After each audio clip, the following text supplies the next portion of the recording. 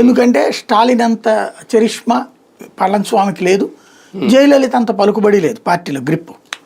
కాబట్టి అతన్ని మేనేజ్ చేశాడు స్టాలిన్, ఇక భవిష్యత్తులో తన కొడుక్కి ఏ ప్రాబ్లం రాకుండా అన్నటువంటిది చాలా క్లియర్గా ఉంది. అయితే ఇప్పుడు జరిగిన పరిణామాల ఏంటంటే విజయ్కి ఒక భద్రత వచ్చింది.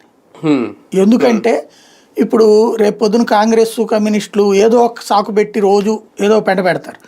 కాంగ్రెస్తో కలిసి ఉన్న ఏ పార్టీ 5 ఏళ్ళు స్థిరంగా పరిపాలించింది లేదు. ప్రాంతీయ పార్టీ తొక్కేస్తారు. జాతీయ స్థాయిలో చరణ్ సింగ్నే ముంచేశారు వాళ్ళు. భారతదేశ చరిత్రలో పార్లమెంటులో అడుగు పెట్టని ప్రధాని ఆయన పేరు. అంటే రేపు పొద్దున్న ఈ వర్గం కనుక ఒకవేళ షణ్ముఖం వర్గం కనుక తలుచుకుంటే విజయ్కి థ్రెట్టేనా? అంతే కదా, వీళ్ళు షణ్ముఖ వర్గం ఇక తలుచుకునేది ఏం లేదు. విజయ్కి కొలైడ్ వాళ్ళు పూర్తిగా. కావాలంటే విలీనం కూడా చేస్తాడు భవిష్యత్తులో. అంటే ఒకవేళ ఈ కమ్యూనిస్టులు వీళ్ళు కనుక వెళ్ళిపోయారు అనుకోండి బయటికి, అప్పుడు విలీనం ప్రకటిస్తారు. అప్పటిదాకా వెళ్ళరు, అప్పటిదాకా ఓ పార్టీగానే ఉంటారు వీళ్ళు. అంటే విజయ్ ప్రభుత్వం 5 ఏళ్ళు గ్యారంటీ ఉందా లేదా? ఖచ్చితంగా ఉన్నట్టు. ఇప్పుడు 150కి వచ్చేసినట్టు. ఇప్పుడు 120 మొన్ననే కమ్యూనిస్టులు ఐయుఎంఎల్ ఏఐఏడిఎంకేతో కలిపి ఇప్పుడు 150.